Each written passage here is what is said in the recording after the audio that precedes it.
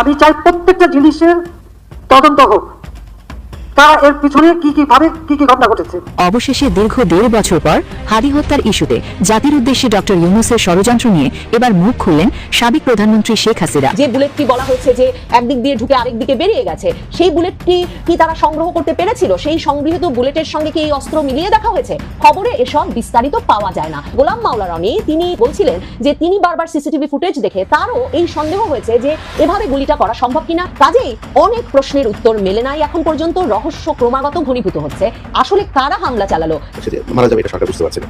তারপরেও তার যে খুনি, সেই খুনিকে বাঁচানোর জন্য সরকারের গোয়েন্দা সংস্থা, বিশেষ করে ডিজিএফআই কয়েকজন কর্মকর্তা, এই ইউনূস খুনির সরকার, এই বদমাইশরা যতদিন থাকবে আল্লাহর রাস্তায় আপনারা রেমিটেন্স পাঠানো বন্ধ করেন। এরা আপনারা রেমিটেন্স পাঠান, আর এরা হচ্ছে গিয়ে সেই টাকা বাইরে পাচার। একটা উপদেষ্টা টাকা দেশে রাখেন, সব কটা বাইরে পাঠাচ্ছে, সব কটা। প্রধান উপদেষ্টা ডক্টর ইউনূসের সঙ্গে বৈঠক করে পদত্যাগপত্র জমা দেন স্বরাষ্ট্র উপদেষ্টা লেফটেন্যান্ট জেনারেল মোহাম্মদ জাহাঙ্গীর আলম চৌধুরী। আজকে রীতিমতো আলটিমেটাম দেওয়া হলো কিছুক্ষণ আগে। আসসালামু আলাইকুম, আমন্ত্রণ নতুন একটি সংবাদে। আবারও একটি গুরুত্বপূর্ণ নিউজ আপডেট নিয়ে হাজির হয়েছি। প্রিয় দর্শক, আমাদের ভিডিওর প্রথম অংশ দেখিয়ে বুঝতে পেরেছেন ঠিক আজকের নিউজটি কোন বিষয়টি ইঙ্গিত করছে। তো দর্শক, এই বিষয় নিয়ে আমি বেশি কথা বলছি না, চলুন দেখে আসি আজকে সে কাঙ্ক্ষিত ভিডিও। তবে তার আগে বলবো, আপনি যদি আমাদের চ্যানেলে নতুন হয়ে থাকেন অবশ্যই আমাদের চ্যানেলটি সাবস্ক্রাইব করে আমাদের পাশে থাকুন পরবর্তী আপডেট পাওয়ার জন্য। আমি চাই প্রত্যেকটা জিনিসের তদন্ত হোক, কারা এর পিছনে কি ঘটনা ঘটেছে। অবশেষে দীর্ঘ 1.5 বছর পর হাদি হত্যার ইস্যুতে জাতির উদ্দেশ্যে ডক্টর ইউনূসের ষড়যন্ত্র নিয়ে এবার মুখ খুললেন সাবেক প্রধানমন্ত্রী শেখ হাসিনা। 5 অগস্ট ছাত্র জনতার আন্দোলনের মুখে দেশ ছেড়ে ভারতে পালিয়ে যাওয়ার পর থেকে সরাসরি ভিডিও বার্তায় তিনি কথা না বললেও কিন্তু অডিও বার্তায় এতদিন নেতাকর্মীদের দিক নির্দেশনা দিয়ে আসছিলেন তিনি। এরপর সম্প্রতি আন্তর্জাতিক ট্রাইব্যুনালে মানবতা বিরোধী অপরাধের দায়ে শেখ হাসিনার ফাঁসির রায় দেয় ট্রাইব্যুনাল। এরপর থেকে শেখ হাসিনার বিতর্কিত ফাঁসির রায়কে ক্যাঙ্গারু কোর্টের রায় বলে মন্তব্য করে বেশিরভাগ নেটিজেনরা। কিন্তু এবার হাদি হত্যার ইস্যুতে আওয়ামী লীগ নিয়ে একের পর এক বড় ধরনের ষড়যন্ত্র হচ্ছে। সাধারণ মানুষকে দেওয়া হচ্ছে আওয়ামী লীগকে নিয়ে ভুল মেসেজ। কিন্তু এবার দীর্ঘ 1.5 বছর পর জাতির উদ্দেশ্যে দিল্লি থেকে ইউনূসের ষড়যন্ত্র নিয়ে সাবেক প্রধানমন্ত্রী শেখ হাসিনা বলেন, হাদির সঠিক বিচারের নামে তামাশা হচ্ছে, সব হচ্ছে আওয়ামী লীগের বিরুদ্ধে ইউনূসের গভীর এক ষড়যন্ত্র। আমি চাই এর সঠিক তদন্ত হোক, দরকার হলে জাতিসংঘের বিশেষজ্ঞ পাঠানো হোক অথবা অন্য দেশের বিশেষজ্ঞ। কারা এর পিছনে কি ঘটনা ঘটেছে, এবং সেই জন্য আন্তর্জাতিকভাবে জাতিসংঘকে আমি চাই এর সঠিক বিচার।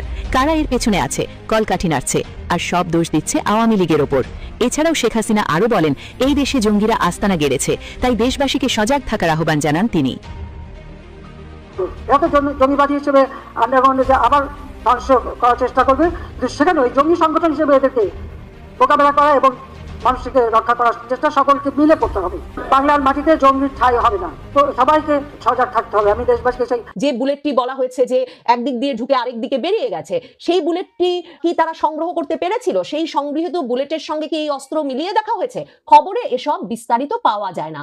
কটি গুলি করা হয়েছিল ওসমান হাদিকে সেটাও জানা যায় না। এমনকি অনেকে এখন এই প্রশ্নও তুলছেন যে সিসিটিভি ফুটেজ দেখে যারা এসবে অভিজ্ঞ তারা প্রশ্ন তুলছেন যে সিসিটিভি ফুটেজে চলন্ত রিকশায় থাকা হাদির পাশ দিয়ে চলন্ত মোটরসাইকেল দিয়ে যেদিক দিয়ে এই হত্যা প্রচেষ্টাকারীরা যাচ্ছেন বলে দেখা যাচ্ছে সিসিটিভিতে, তাতে সেখান থেকে ফয়সাল গুলি করলে সেই গুলি হাদির মাথার যেদিকে লেগেছে সেদিকে লাগবার কথা কিনা।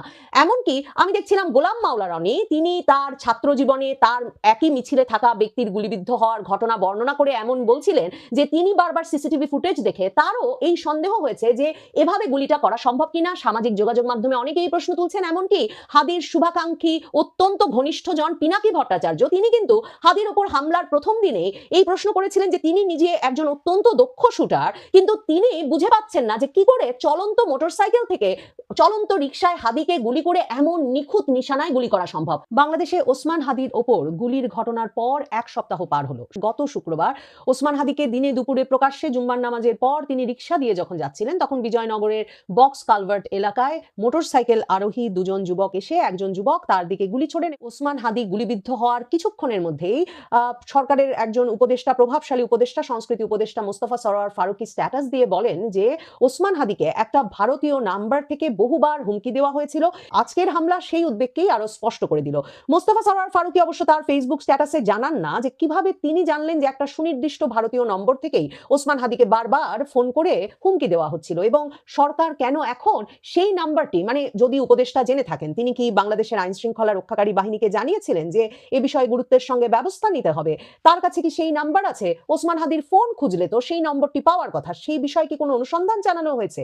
এর আগে শেখ হাসিনার বিচারের রায়ের আগে 14ই নভেম্বর কিন্তু ওসমান হাদি একটা স্ট্যাটাস দিয়ে লিখেছিলেন যে 30টি বিভিন্ন দেশের নাম্বার থেকে তার কাছে টেক্সট আসছে, কল আসছে, যেখানে তাকে হত্যার হুমকি দেওয়া হচ্ছে, তার পরিবার পরিজনের উপর নজর রাখার কথা হচ্ছে, তার পরিবারের সদস্যদের বিরুদ্ধে হত্যা, ধর্ষণ এসবের হুমকি পর্যন্ত আসছে। কিন্তু মোস্তফা সরওয়ার ফারুকী যে একটা ভারতীয় নম্বরের কথা বললেন, সেটা তিনি কিসের ভিত্তিতে বললেন? ওসমান হাদির ওপর গুলিবর্ষণের 24 ঘন্টা পার হওয়ার আগেই ইন্টারনেটে প্রাপ্ত তথ্যাবলী বিশ্লেষণ করে এবং ওসমান হাদির ইনকিলাব কালচারাল সেন্টারের সিসিটিভি আর ওই যখন গুলি চালানো হয়েছে সে সময়কার সিসিটিভি ফুটেজ সহ নানা প্রাপ্ত তথ্যাদি বিশ্লেষণ করে একটি ফ্যাক্ট চেকিং প্রতিষ্ঠান দ্য ডিসেন্ট এবং যুক্তরাজ্য প্রবাসী আল জাজিরার সাংবাদিক জুলকারনাইন সায়ের তারা মিলে বের করে ফেলেন যে ওসমান হাদির ওপর যিনি গুলি চালিয়েছেন তিনি একজন ছাত্রলীগ কর্মী, ছাত্রলীগের এক নেতা, এবং সেই ব্যক্তিটি ফয়সাল করিম দাউদ নামের এই ব্যক্তিটিকে ইউনূস সরকারের আমলে শেখ হাসিনার পতনের পর এই ছাত্রলীগ নেতা নভেম্বর মাসে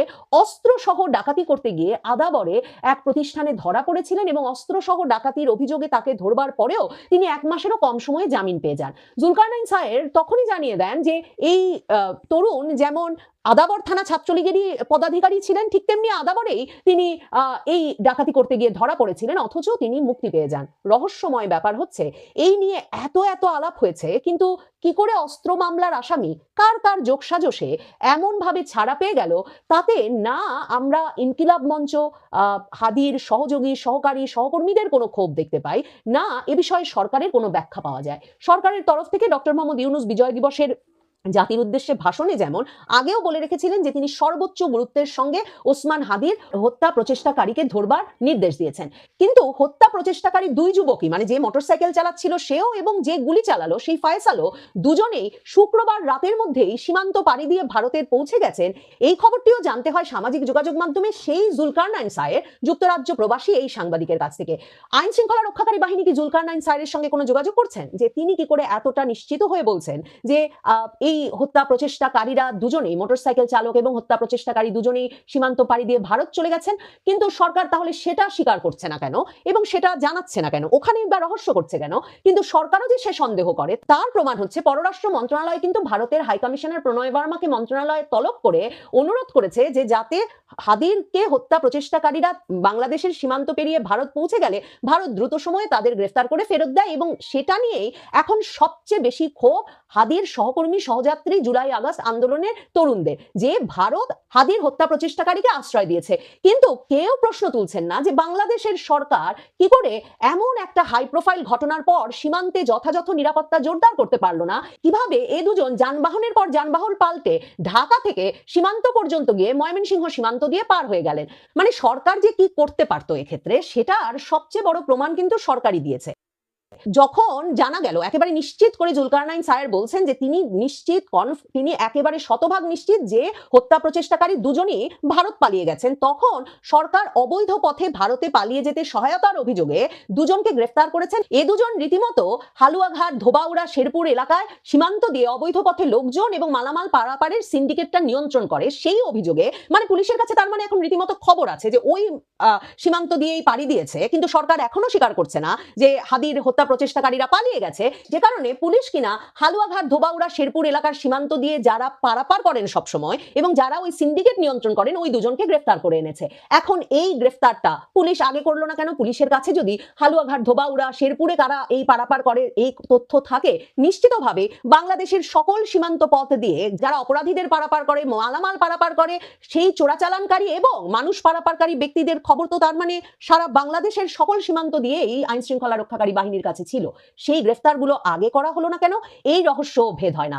এই প্রশ্ন অবশ্যই মনে জাগে যে 2024 আগস্টের পর থেকে তো আওয়ামী লীগের নেতা কর্মী সমর্থকরা যেমন, তেমনি সেনাবাহিনীর শীর্ষস্থানীয় জেনারেলেরা যাদের বিরুদ্ধে মামলা হচ্ছিল, যাদের বিরুদ্ধে নানা রকম অভিযোগ আসছিল, তারা তো সীমান্ত পাড়ি দিয়ে ভারত চলে গেছেন। তার মানে এই দুই ব্যক্তি সহ বিভিন্ন সীমান্তে এসব সিন্ডিকেট, সীমান্ত দিয়ে অবৈধ পথে লোক চলাচল এবং মালামাল পারাপার যারা নিশ্চিত করেন এবং সেসব সিন্ডিকেট যারা কন্ট্রোল করেন, নিয়ন্ত্রণ করেন, করেন ওই ব্যক্তিরা তার মানে এই কাজগুলো অবাধে করে যাচ্ছিলেন। এতদিন পর হঠাৎ করে দুজনকে গ্রেফতার করে আনলো পুলিশ।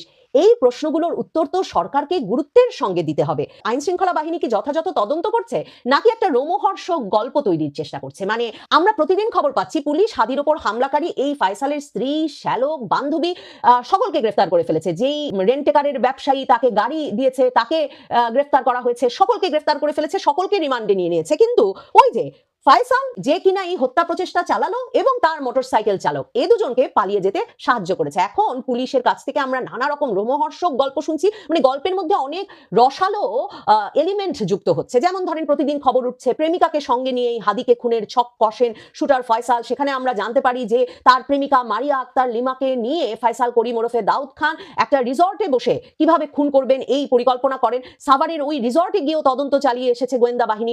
গোয়েন্দা পুলিশের তৎপরতা এরই মধ্যে মা বাবাকে ধরে ফেলা হয়েছে ফয়সাল করিমের, এবং সংবাদ মাধ্যমগুলো খবর দিচ্ছে যে শুটার ফয়সালের বাবা মা দায় স্বীকার করেছেন, তাদেরকে কারাগারে পাঠানোর নির্দেশ দেওয়া হয়েছে। এবং তারা এই যে স্বীকারোক্তিমূলক জবানবন্দি দিয়েছেন সেখানে 164 ধারায়, মানে সেই 164 ধারায় তো কতভাবে স্বীকারোক্তিমূলক জবানবন্দি আদায় করা যায়, সেখানে তারা বলেছেন যে তারা অভিযুক্তদের পালিয়ে যেতে সহযোগিতা করেছেন এবং ব্যবহৃত অস্ত্র গোপন করতেও সহায়তা করেছেন। এবং রীতিমতো পুলিশ দাবি করছে যে ফয়সালের ব্যবহৃত গুলি এবং ম্যাগাজিন নাকি সে উপর থেকে বোনের বাসার উপর থেকে নিচে ফেলে দিয়েছিল, এবং পুলিশ 2-3 দিন পরে মানে কয়েকদিন বাদে বোনের বাসা পর্যন্ত হাজির হয়ে তখনও সেখানে গুলি আর ম্যাগাজিন খুঁজে পেয়েছে। অন্যদিকে আবার ব্যবহৃত অস্ত্র খুঁজে পেয়েছে।